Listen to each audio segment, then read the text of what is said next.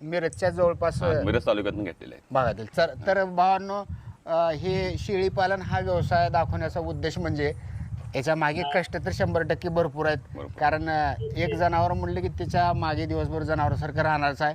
तर भावांनो, ज्यांना कुणाला आवड आहे असं बघा, हे स्वच्छ सुंदर असा एक रिकामा प्लॉट आहे यांचा. या प्लॉटवर येणे असे एक शेड मारलेत, स्वच्छता आहे तिथं, म्हणजे शेळ्यांना खाऊ पिऊ घालतात, छानपैकी सांभाळतात.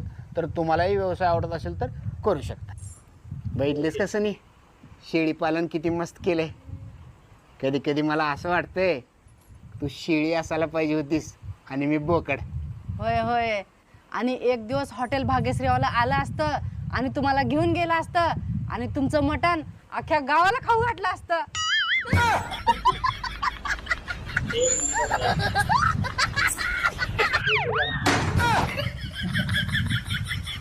有人。